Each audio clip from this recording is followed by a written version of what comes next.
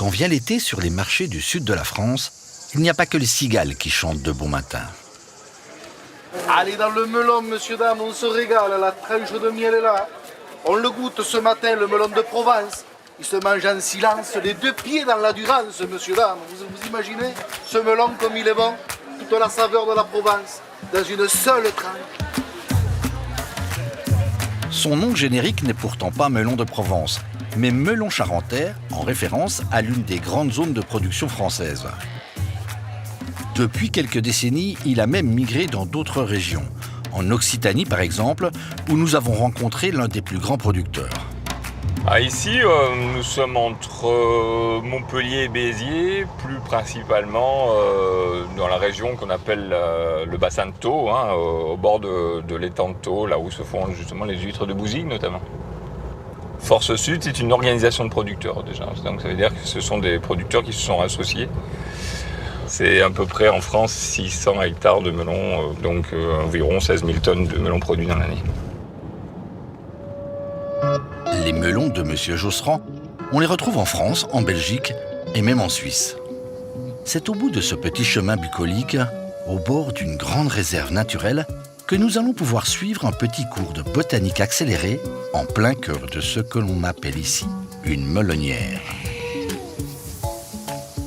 Tout part de deux fleurs et l'abeille. Donc il faut qu'il y ait cette rencontre-là. Il faut que dans un premier temps, l'abeille puisse rencontrer une fleur mâle. D'accord. Elle va polliniser ensuite la fleur femelle.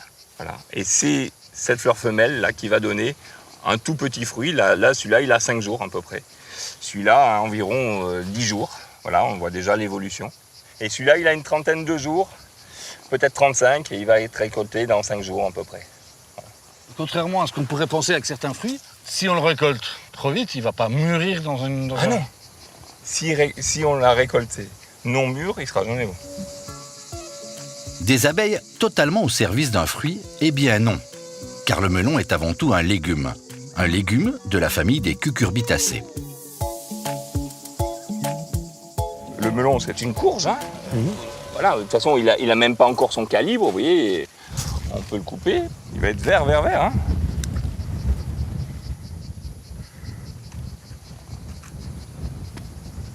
Mais c'est pas ça le melon pour moi, la couleur. Ah non, mais laissez-le arriver à maturité.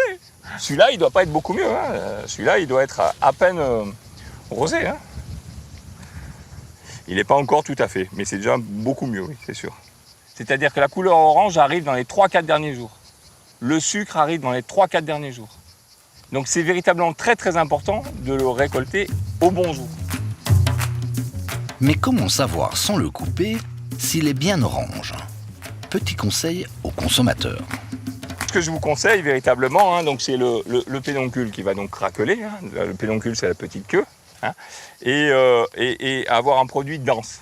Voilà, qui pas forcément lourd, parce que vous avez peut-être des melons même de cette taille-là qui vont être très bons, mais faut-il qu'ils soient bien denses. Voilà. C'est pas le poids qui va faire véritablement l'aspect, mais plus il est dense, plus il va être sucré et plus il va être aromatique. La grandeur, ça n'a aucun rapport, hein. Vous comprenez bien, oui, que la nature, elle peut faire et du gros et du petit.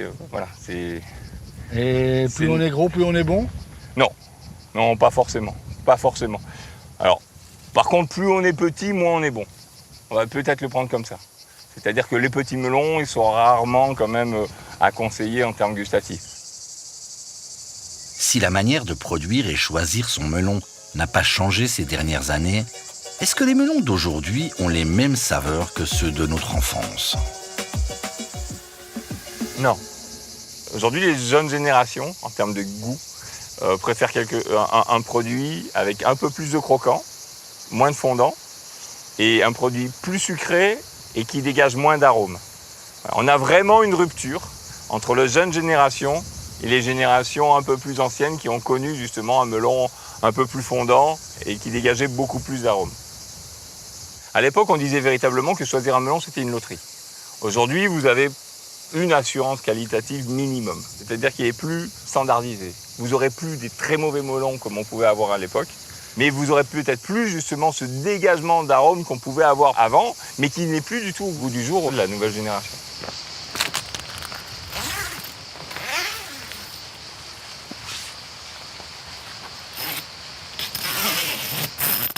c'est à quelques kilomètres d'Avignon que nous avons pu visiter une grande nurserie de nos cucurbitacées en fleurs. On est dans un tunnel qui est protégé des insectes pour éviter que les insectes rentrent. Parce que les insectes, naturellement, en fait, c'est eux qui vont venir polliniser les fleurs pour que les fruits puissent prendre. Et donc là, on va aller voir notre équipe qui est là pour faire les pollinisations, pour en fait choisir les parents qu'on veut pour nos futurs croisements. Donc ils vont prendre le pollen d'une plante dont on a décidé qu'elle soit le papa, et on va venir polliniser la fleur femelle qui sera la maman. Il y a beaucoup de candidats et il y a très peu d'élus. Donc au final, sur les milliers de plantes qu'on va travailler, on va avoir peut-être quelques plantes, une dizaine de plantes qui vont à la fin pouvoir être capables de donner une variété. Chez Gauthier Semences, on ne pratique pas de manipulation génétique sur le melon, comme chez les principaux concurrents, les multinationales Syngenta ou Monsanto entre autres. Ici, dans cette petite PME provençale, on ne pratique que l'hybridation traditionnelle. Ouais, alors par exemple ici on a une variété qui peut avoir des résistances à des maladies, qui peut venir d'une autre région du monde ou qui peut s'apparenter à une espèce un peu sauvage. Et donc du coup on va devoir la croiser avec par exemple un type de melon qui va plus ressembler à du charentais. Avec un processus qui va durer plusieurs années, on va réussir à obtenir une variété qui va ressembler à du charentais, qui va avoir le goût du charentais, mais qui va avoir les résistances de ce type de plante qui est très différente. Qui dit méthode classique ne veut pas dire sans technologie. Car pour faire évoluer notre melon, on ne lésine pas sur les moyens, comme ici avec ce laboratoire de séquençage de l'ADN des plantes. On va devoir extraire l'ADN de ces plantes afin de pouvoir déterminer si les plantes prélevées et étudiées par les sélectionneurs présentent le caractère d'intérêt, le gène par exemple de qualité de goût. On va rechercher le taux de sucre. Dans un melon, ça peut être des arômes spécifiques, des gènes qui sont spécifiques de ces arômes-là. Mais avant de s'occuper du goût, comme souvent dans le monde de la recherche agronomique, on a d'abord tenté d'améliorer la conservation. Avant, on avait beaucoup de charentais qui étaient lisses, donc où on avait l'écorce qui était directement en contact avec le sol et qui prenait aussi potentiellement plus facilement des chocs, qui protégeaient un peu moins la chair.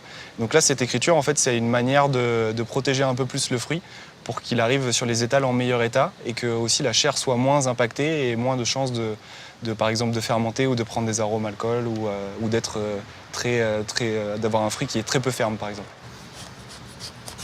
C'est tout l'enjeu du travail de sélection en fait, de s'assurer que quand on apporte un critère nouveau, on va garder toutes les qualités qu'on avait auparavant.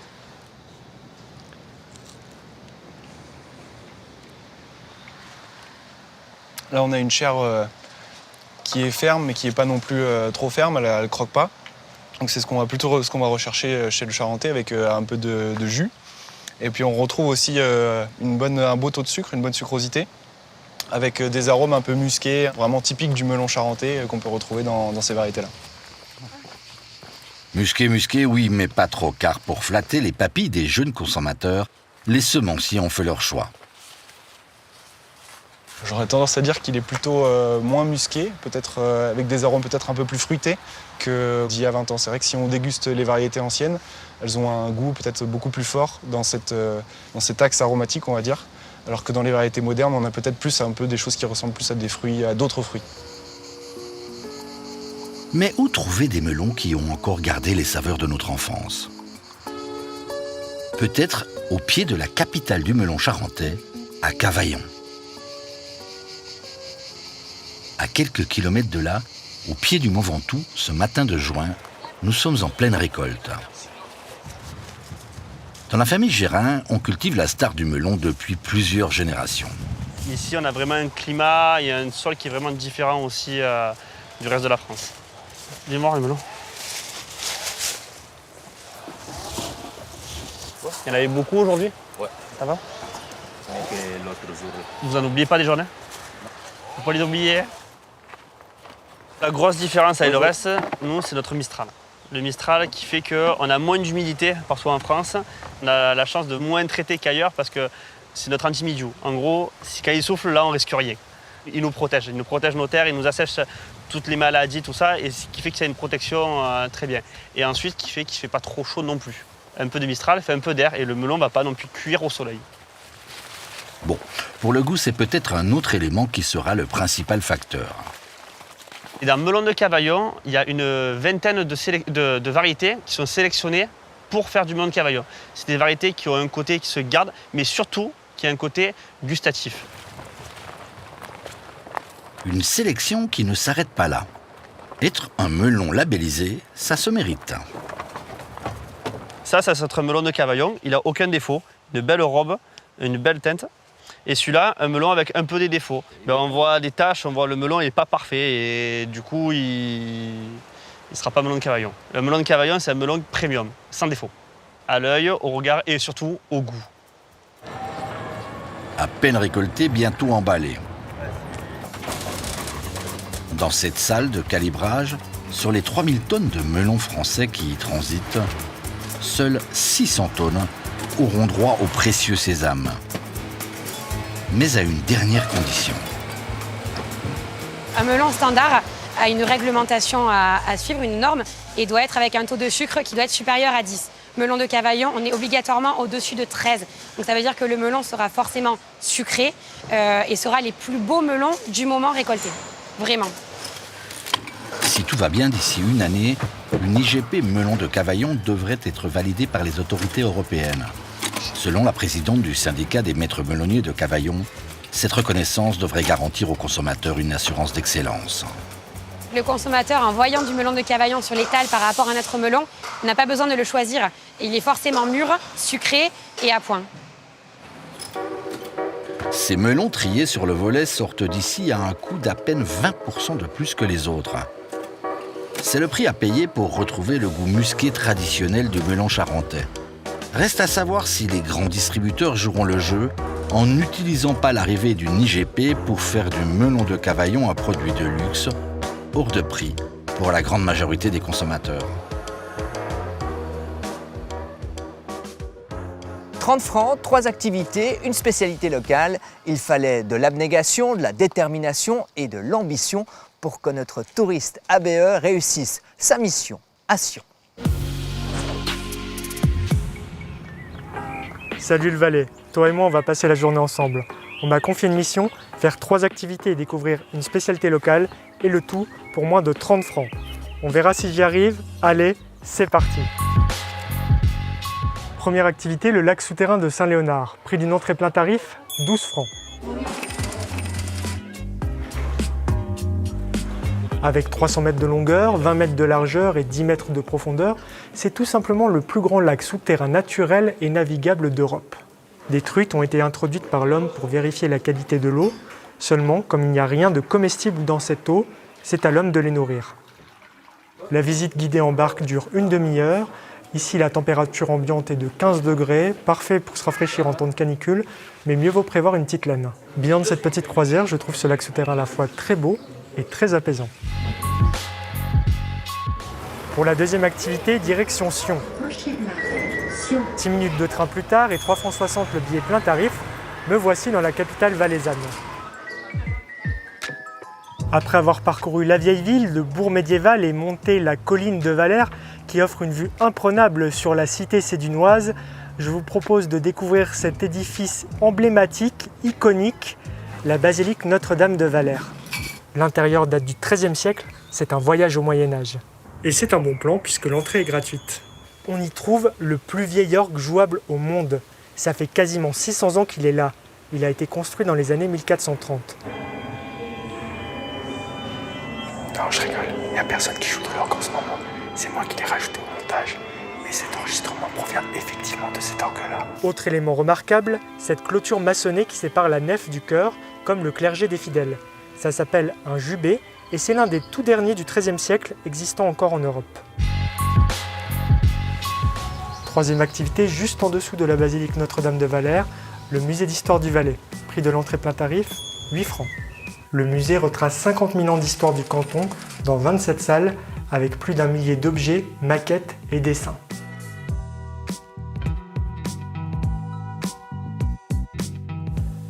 Le musée se trouve dans les anciennes habitations des chanoines, l'équivalent des ministres de l'évêque au Moyen-Âge. La pièce du musée la plus prestigieuse est probablement la salle des coffres. On y trouve des objets nécessaires à la liturgie. C'est bon, Désormais, je suis incollable sur l'histoire du Valais. J'ai pas pu résister à l'envie de monter sur la colline voisine, Tourbillon, où subsistent les ruines du château du même nom.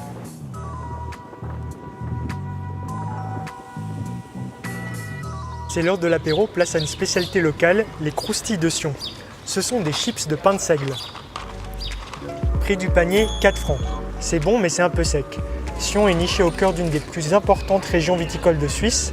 Alors pour accompagner ces croustilles de Sion, j'ai décidé de prendre un verre de blanc, le moins cher, un fendant, à 4,50 francs. Il n'y a pas à dire, la combinaison marche bien, c'est mieux ensemble. À consommer évidemment avec modération. Modère, t'es où? Est-ce que j'ai réussi ma mission? Eh ben non, 32 francs 10 est au-dessus des 30 francs. J'essaierai de faire mieux la semaine prochaine, je vous donne rendez-vous dans une nouvelle destination. Mon petit doigt me dit que c'est en Valais également. À la semaine prochaine, ciao ciao, bye bye.